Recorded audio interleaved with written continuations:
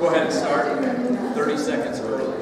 So maybe we can leave a little bit sooner because I realize that I am the only thing standing between you and lunch. And I never want to be that guy standing between people. A couple questions before we start. Who here has a website? Let me see my raise hand. Okay, almost everybody. Out of all of you who have a website, how many of you is your website your name? The domain is your name. Pardon? Okay, so a lot less, right? So like my name is RyanRhoten.com. Does that still help? Still the same amount of names? Okay, let's just to check. This is going to be an interactive session. Unlike meetings you may attend through the week, I want you to have your laptops open. I want you to have your cell phones out. I want you to get on Twitter. I want you to go to RyanRhoten.rocks. And what you'll find there is a page that is preloaded with some tweets that will correspond to the little Tweety bird that you see here in the corner. So when you see Tweety bird number 1, please go to RyanRhoten.rocks and go ahead and click the tweet. And you'll be able to send the tweet out that will correspond to a slide in the presentation. And I'll know whether or not you're doing it because I'm going to feel it right here. Okay, so this is a session on how to build your personal brand using WordPress. What I probably should have called it was how to build your personal brand online. Because while we're going to talk a little bit about WordPress, we're also going to talk about holistically how you build your personal brand in an online world.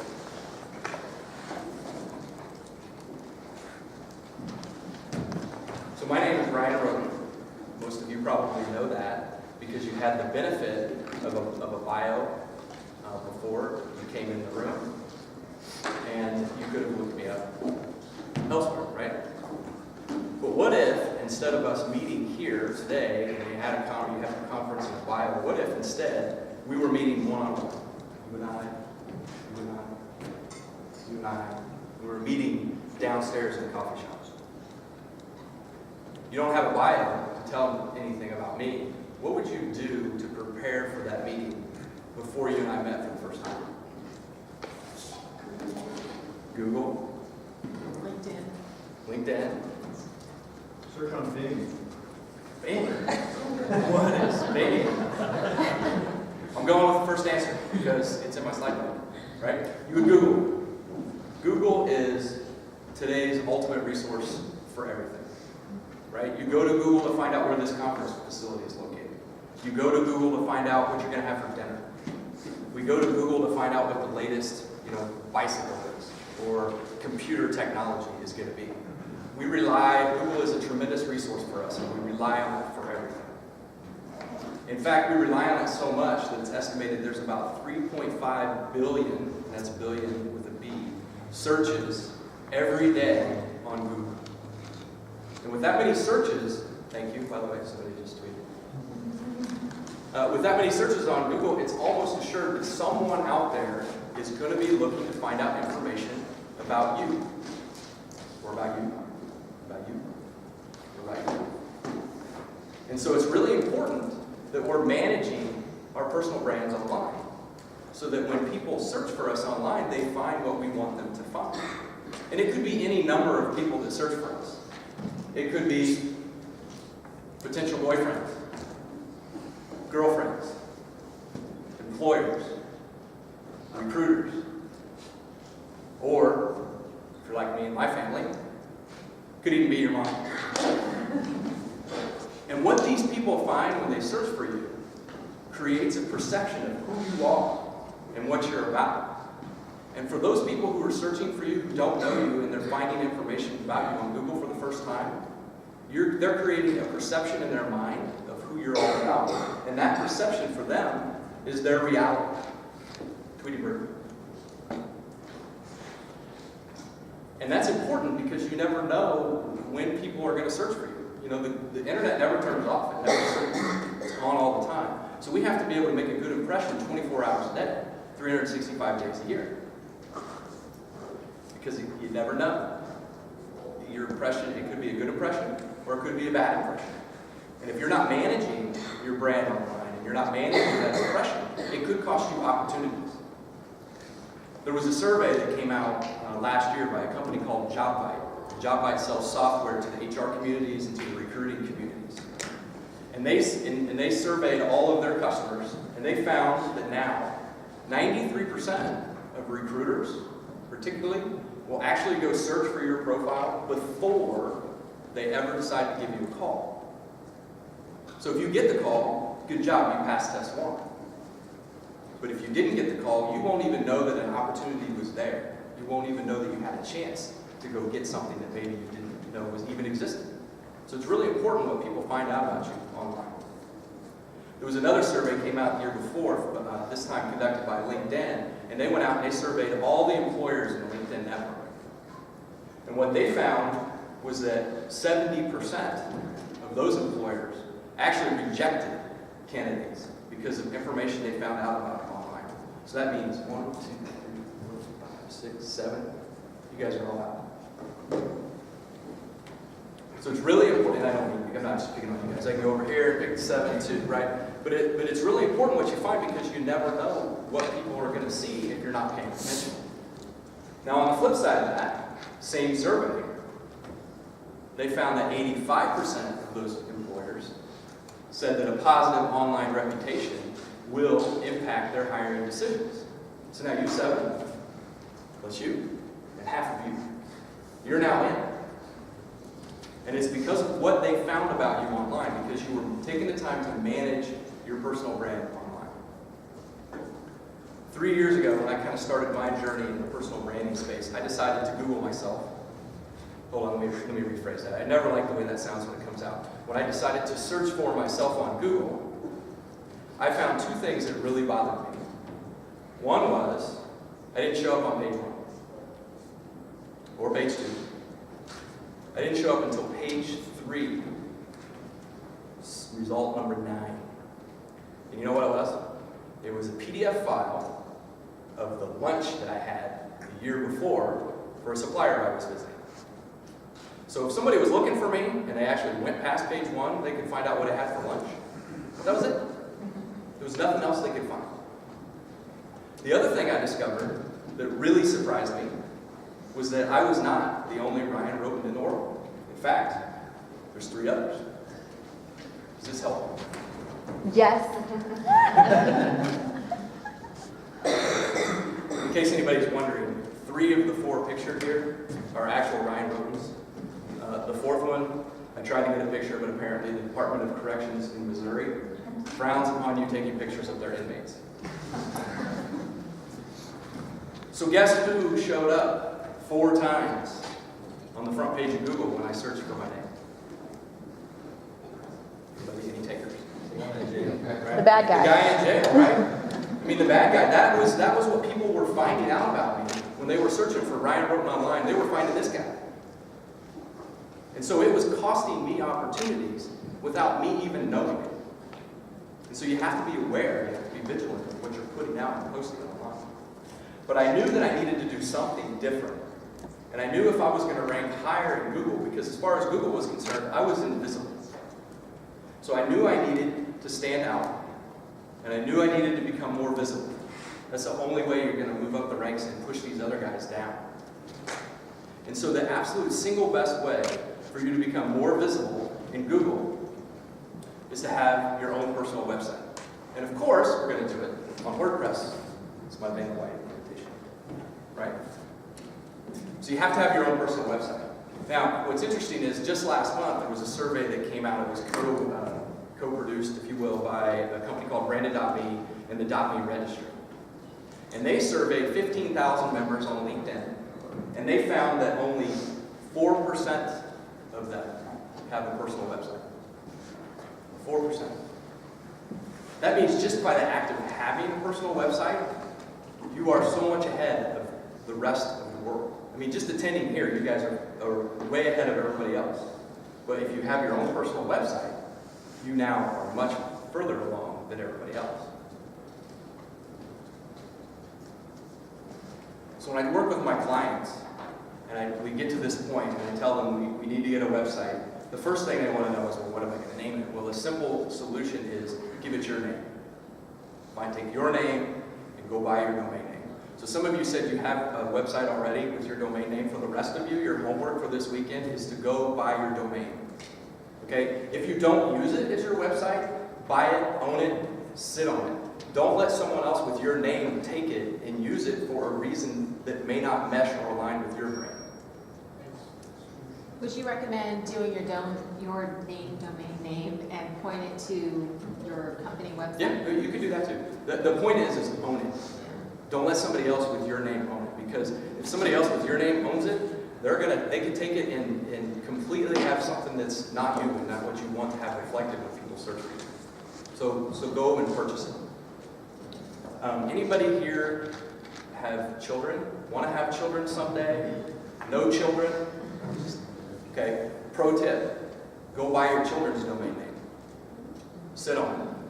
Okay. Like everything else we do for our kids, they will absolutely not appreciate the fact that you bought their domain for them. Right. So I don't recommend buy it for them for their birthday present and say, "Look what I did for you today."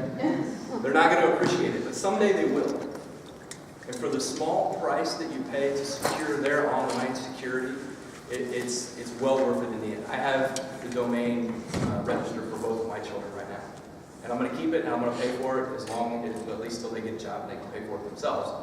But think about this, if 4% of professionals, only 4% of professionals have their own personal websites. Think about your children who are now maybe in high school or coming along and going to be in high school. Think about what impression they could make on a college admission board when they have their own website and they're blogging about things and they're showing an interest in a subject or a topic. It helps set them apart. There was, I'm from Indianapolis, and 2 years ago, there was a study, News did a study on Butler University and how they do admissions. That's something they actually look for. Does the candidate have a personal website? And what do they blog about? So just think about that.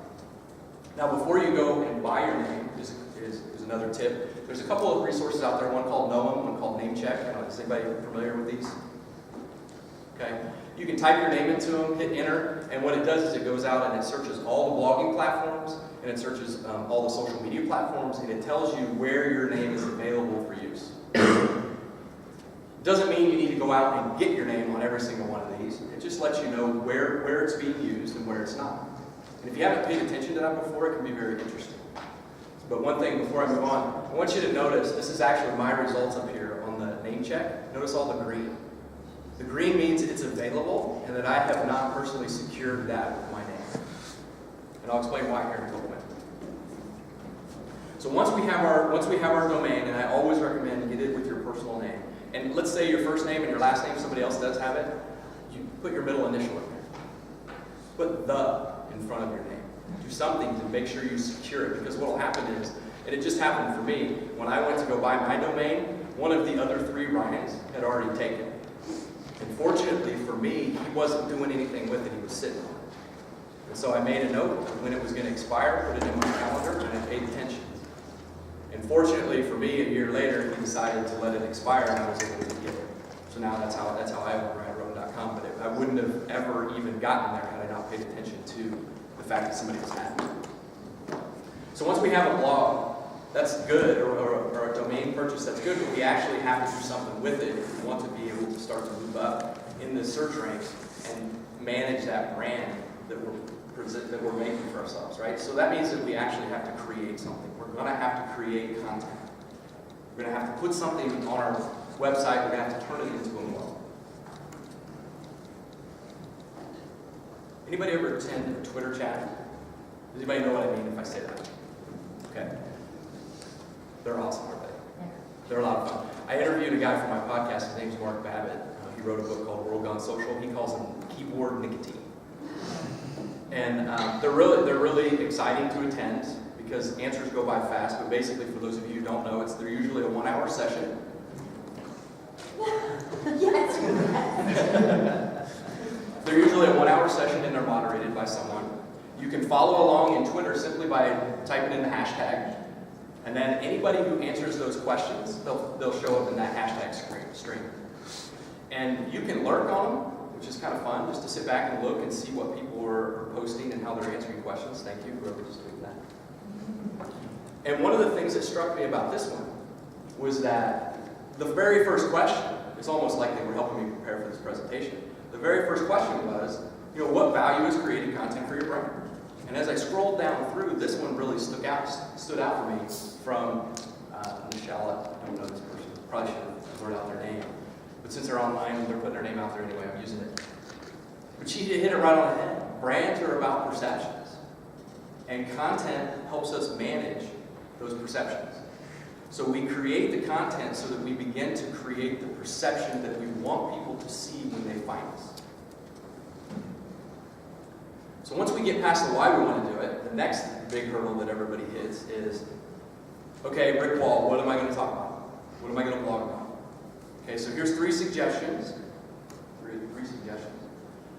This is not an all-inclusive list. But ask yourself, what are your hobbies? What do you do in the evenings? What do you do on the weekends with your spare time? The margins of your life. What books do you read? What websites do you visit? What hobbies do you have? Those are all good places to start. When I first started RyanRhoten.com, I was blogging about woodworking, because I like to do woodworking. So I talk about tools I was using, the wood I was using, the things I was making. And that lasted for a while. And then I took all that down as I started to move into a different area. Another thing you can blog about, and this one requires a little bit of perception on your part, is what do people ask you about? So next week while you're at work, pay attention to what people come to you and ask you about. And I don't mean things like, well, where's the bathroom? I mean, for me, for example, people were coming to me and they were asking me about personal branding. They were asking me for career advice. They were asking me how to build websites. And so hopefully, for those of you who did search for my name in Google, you found the same thing.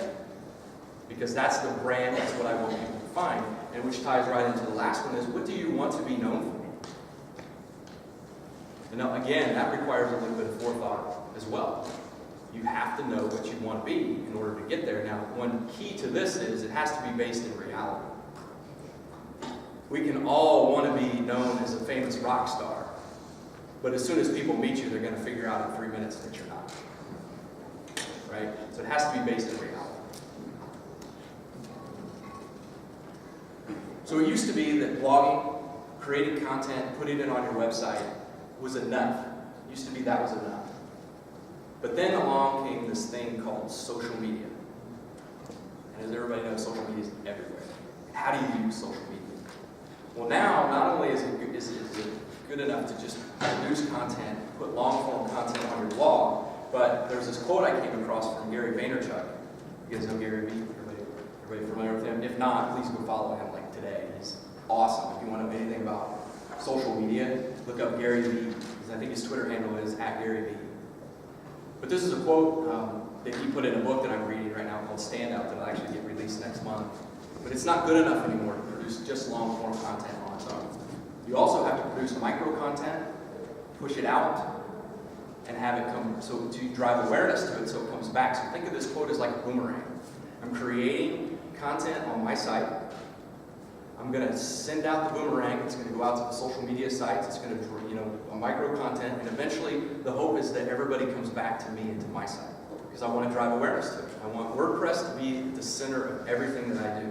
My personal site is at the center of everything I do. That's where I create the perception that I want people to have of me when they search for me. So as you can tell, it can be pretty messy in the social media world. And where I see a lot of people mess up, and especially my generation, Gen Xers, is they go, oh, social media, they get all excited, and they run out and they get an account on everything.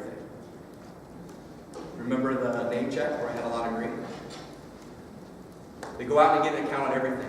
And what's bad about that is that they don't do their social, say they pick this one, they only do it halfway. They pick this one, they only do it halfway. Pick this one, they only do it halfway. Wow, it's the same one, I didn't notice that. Pick that one, they only do it halfway. And they never really fully do one of them really well. So before you go into social media, you have to have a strategy. And it's a two-pronged strategy is what I recommend. It's not just creating content and putting it on your website blog, but today you also have to curate content as well. Okay? Anybody know what I mean when I say curate?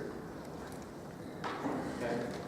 Curating content is simply the process of collecting, organizing, and displaying information that's relevant to a particular topic or area of interest.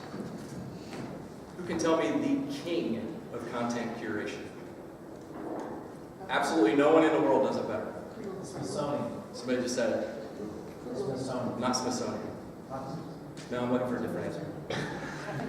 It's my presentation. I got the answer right here. Somebody just said it. Google. Google. That is Google's job, right? Google is a huge content curator, except it curates content for every topic and every subject anywhere in the world.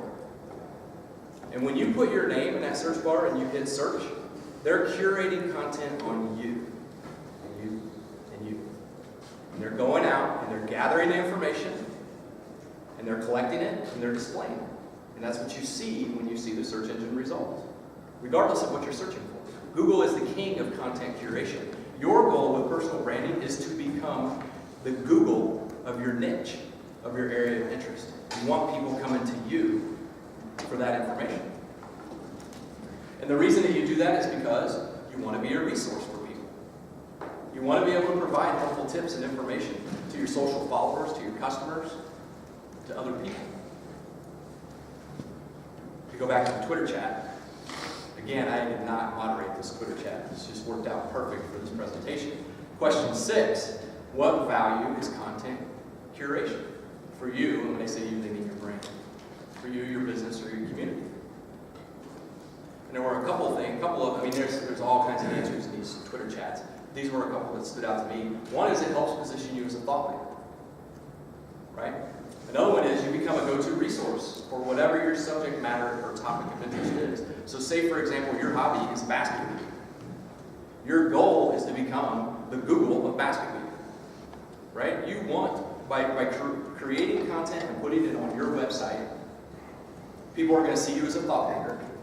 And then by curating content and putting it out in your social media applications for other people to see, you're now not only creating content, you're curating other people's content, you're building a community, which automatically positions you as a thought leader and a go-to resource when it comes to basket weaving, or whatever the topic of interest is that you have. It's got to be a two-pronged approach now. It's got to be you creating content on your personal website, and then you also curating content of other people. So one more word of caution before we venture into the social media world. And this one comes with a very important tweet word. So if you take nothing else away from this presentation today, please remember this. Social media is a conversation. It's not a conversion. People who use social media as a conversion, it's me, me, me, me, me, me, me. Me, me, me, me, me. What you need it to be is you, me. You, me. You, me. It's a conversation. Think about, instead of you guys sitting here and listening to me speak, what if this session was pair up with somebody next to you for 10 minutes and tell each other about yourself. And the person you were paired up with spent the entire 10 minutes talking about themselves. How would that make you feel? Right? It's no different on social media. When every tweet you put out, when every Facebook post you do is all about you. You. Or in this case, me. Right? It's not going to make people want to come back to you. It's not going to position you as a resource. It's not going to position you as a thought leader. Or it will, but it'll be you only think about yourself. So when we go into social media, and if you remember back to the name check slide where I had several green, my personal preference to be successful, especially when you're getting started, is to be focused and to be consistent. Ignore a lot of those other social media platforms that are out there. If your audience isn't on them, you shouldn't be either. Ignore them. You can get to those platforms later. But ignore them for now, especially when you get started. Be focused, select just a few, and get really good at it. And then once you're really good at it and you've chosen where your audience is because you're good at your niche and you know where your audience resides, then you need to start being consistent in the content that you put out. Okay? Now that can seem very overwhelming because I'm standing up here and I'm telling you, yes, you have to blog. Yes, you have to put out content on social media. And oh, by the way, you should probably curate stuff from other people as well. That can be overwhelming, right? Fortunately for each and every one of us, there is a very awesome tool that exists out there called If This Then That. Anybody heard of this? Okay, anybody use it? Okay, I'm going to tell you how I use it, and this is perfect. I'll give you an example of what this is. So if this then that basically says that if this happens, I want that action to take place. Okay, so if this event over here happens, whatever that event is you decide, I want this action or that action to take place. So in my case, I use an application called Feedly, which is a blog curator, a content curator. I set up for it categories within it, and I say, for example, personal branding is one of my categories. And then I follow 5 to 10 different blogs, people that I want to pay attention to that are doing great things in the space of personal branding. And I put all of them underneath my category for personal branding. And what if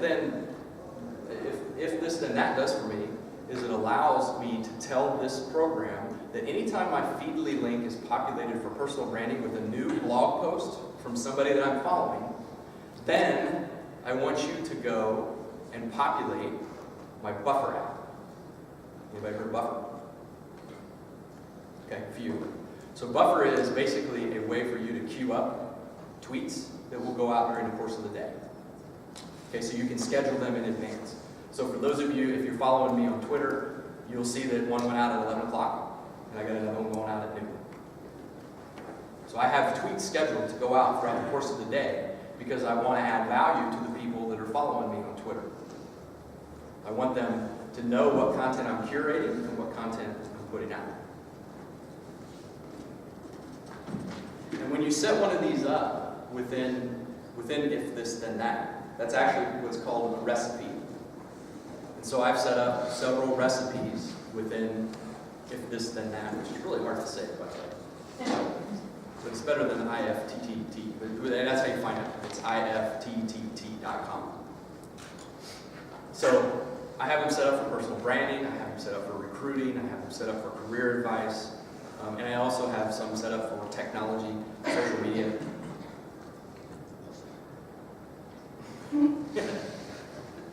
So because they're topics and things that interest me. Because I want to make sure that I'm providing good value to the people who follow me. And also because, frankly, I'm just interested in the content.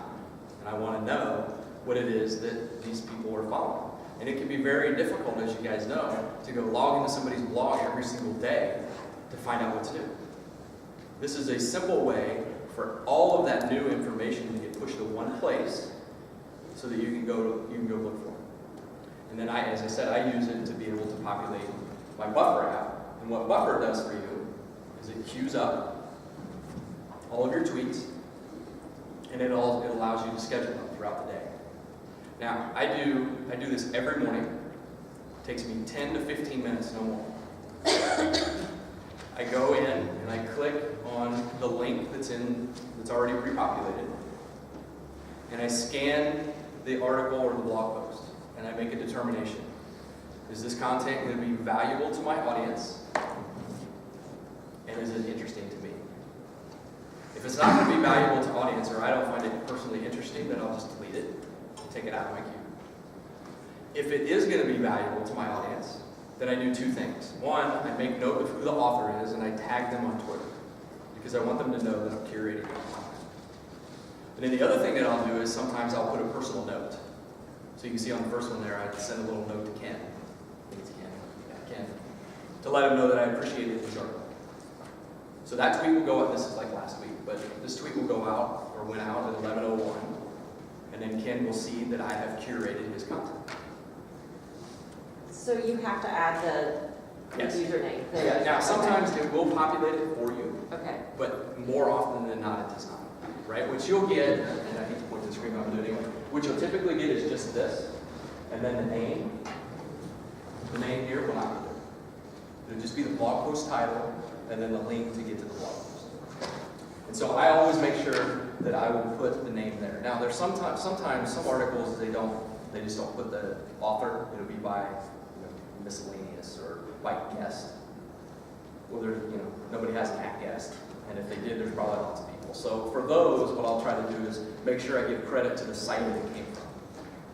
So that way somebody knows that I'm trying to curate this content. One thing to notice about this too is you, me. Right? So I don't just send out tweets for everybody else. I will also, during the course of the day, send out something that's specific to me and my audience. And so in this case, I had a new podcast episode that came out just this past Thursday, and I was letting everybody know that I have it. Right? But I also tagged the person who's in the podcast so that they know that I'm letting their audience know that it's out. And I also gave them a link so they can go and pull up the show if they want to see it or listen to it. And by the way, this is a really interesting article. Anything that says Walking Dead in it, I tend to kind of gravitate towards just to see what it's about. And so people have some really interesting takes on Walking Dead and career advice. If you think about it, sometimes they call corporate people, us corporate people, the Walking Dead. So there's a lot of interesting things that they say about it, which I find funny and intriguing. So, but I give them credit. See, so for example, this was a guest post that came out via the Undercover Recruiter website. So I couldn't tag the actual author because they weren't listed. But I at least know that I'm giving credit where it came from. And all of this helps me build credibility and helps me become the Google, hopefully, for personal branding, career advice, how to build a website, more importantly, how to tie all that together so that it matters.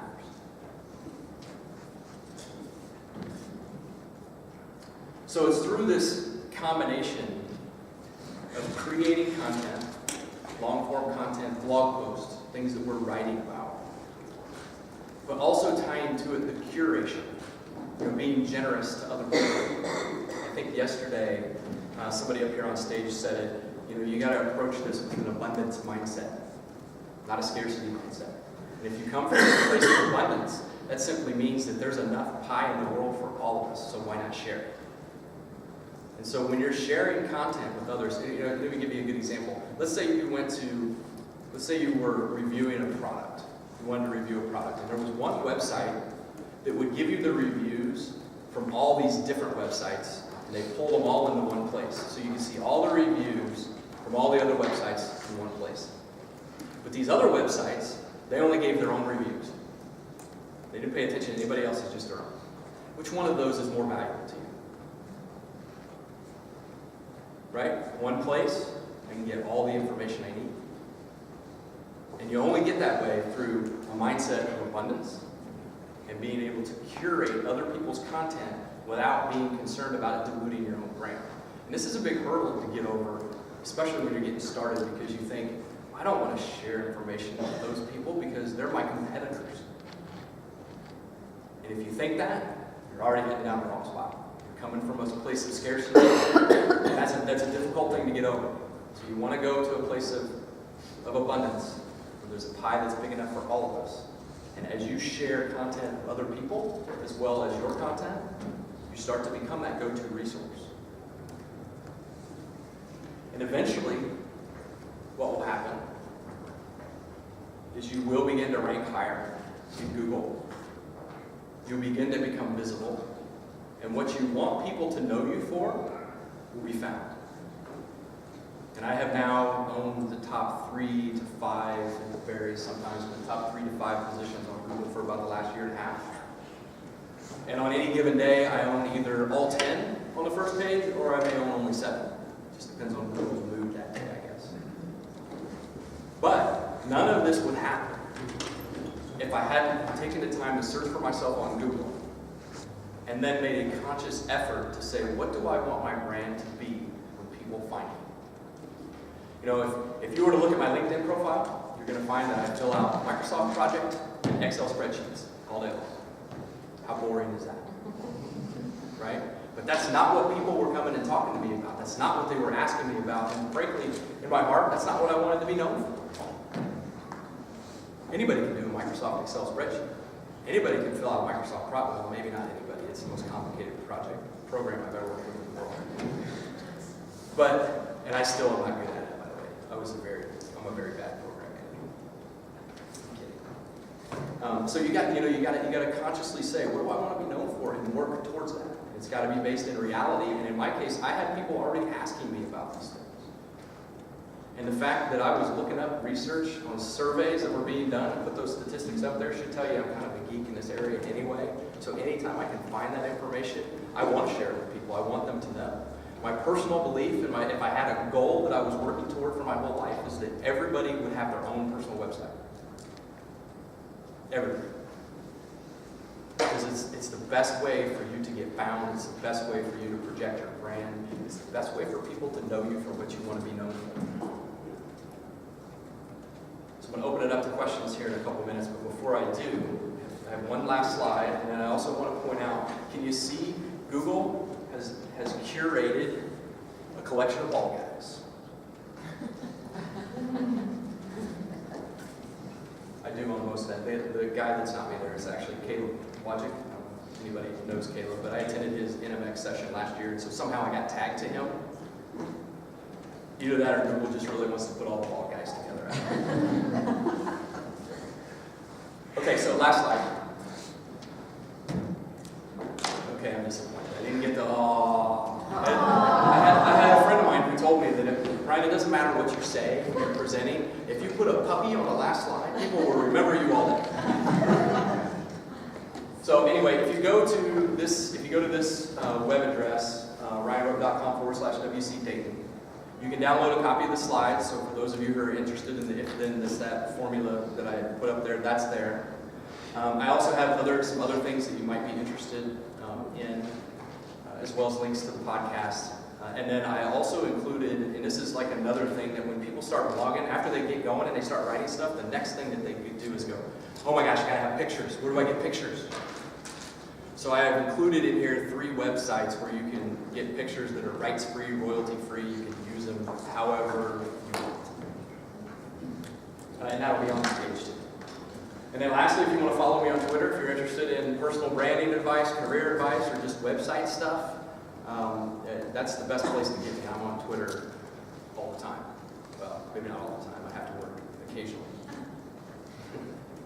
All right, so with that, we got about 10 minutes before it's supposed to end, which means I can give you 10 minutes of productivity back so you can line up first in the lunch line, or we can answer some questions. Yes? So I do have my website name, and I'll point it to my blog, right? But I just have the one page, the About page. Mm-hmm. Should I really fill that page up with a lot of info about me, hobbies, work, etc.? It depends on what you want your page to be. And I say that because what you should make your About page about is what it means to the people who are reading it. Why should they read your blog? What's it about? And you start with that. And then towards the end, then you tell your story. Okay. Right? But it's about the value that you're going to bring. You know, why would you go to ryanrhoten.com if you go to the About page? The first section is what you're going to get by following me and paying attention to what I'm doing. And then at the end, I give my story and I tell you, I'm not just making this stuff up, it's based on experience. But having, that most people they start out with just a home page and an About page. And, kudos for doing it because, again, only 4% have a personal website. So you're giving people who want to find you a way to do it. And, more importantly, you're controlling the message that they find. So we can't control Google, but we can control what people find out about us. Right? I mean, I was asked just last week, a friend of mine came. It was a friend who was asking for advice for a friend, which always makes me curious. But their friend has had a felony arrest many years ago, and apparently it keeps coming up in their search results. And they were looking for advice on what to do. And unfortunately, there's no magic pill you can take that'll automatically go, boom, you're up and they're down. It just doesn't happen that way. News outlets have a lot of SEO. They're almost always going to rank higher. So in those cases, you have to do content creation and you have to do content curation. And you have to be consistent and you got to keep putting out content. But also, more importantly, what I told that person was, you have to own the mistake that you made to begin with. Don't deny it. Because if you're on your website denying that you committed this crime, whatever it might be, and you got news outlets saying you made this crime, you're creating a conflict. And people are going to believe the news outlets first anyway. So own the crime. But more importantly, don't just say I did it, but say what you've learned from it and how you've changed because of it. And that makes a big difference in people's minds. There's a lot of people who think they've done something negative and they go, oh my gosh, it's going to haunt me forever. How if you take it and you turn the negative into something positive? Right? Because that's, even if you're being interviewed for a job and somebody asks you that question and they find out that you've done something in the past and you can prove that you've taken your brand and you turned it around and you took that bad example and you made it something positive that other people learn and grow from, that says a lot about you as a person. Okay, I was given the sign. We have 5 minutes. Any other questions? And you might have already answered it with, saying things, talking about on your website, things that are going to interest other people. But can you talk a little bit about the balance between professional and personal? You put your kids on there, but then you talk about your blog and Yeah, so professional stuff. this is the way I look at it, right? And there's really no right or wrong way. That's the problem. I can't give you a formula that says if you do this, you're good. But I look at it this way. There are certain social media outlets that are great for family. Facebook, for example, is great for family. Okay, I personally don't use Facebook. I have too many friends who use it as an excuse to not see a psychiatrist. So I stay away from Facebook because I don't like to see that. But Facebook is great for friends and family. And I will tell you this. There's a Gary Vaynerchuk, fantastic book called Jab, Jab, Right Hook. He talks about every social media, not everyone, but a majority of the social media that's out there and the proper use for it. So for example, LinkedIn's always professional. Facebook is friends and family. And then he gives suggestions on Twitter and Pinterest and all these other ones. And what's great about it is he actually takes good examples of how to use the platform and shows you bad examples and tells you why it's bad and why it's good. And so for me, this is how I handle that situation. If you go to my website, you'll see personal branding, how to build a website, career advice. But hidden in my website, and I'll tell you this so that you can go see it and see how I use it.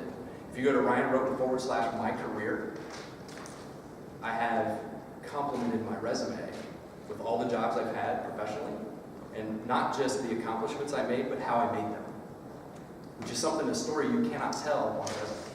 All a resume gives you is bullet points. This is what I did. This is what I accomplished. But if you use your website to complement your resume, you can now say, here's how I did those things. Here's how I led this team. And you can give it a lot more information. And so there's really no great way to balance the two, but that's how I do it. And that site, I keep all those pages. I have them all no follow on Google. I've set them up. There's a plugin that you can get so it won't be indexed, it won't be followed. So Google won't ever, if somebody searched for me, those pages aren't going to show up. Because I don't want them to. I want to direct people to that. I want to control who goes to see that. So, and then ultimately, what I hope to get to is in my professional life is my personal life. It's all wrapped into one. And what I'm doing here, I'd love to be able to do this professionally. And so someday, it would just be ryanrhoten.com and I will do my career. Because that's what it would be. Does that help?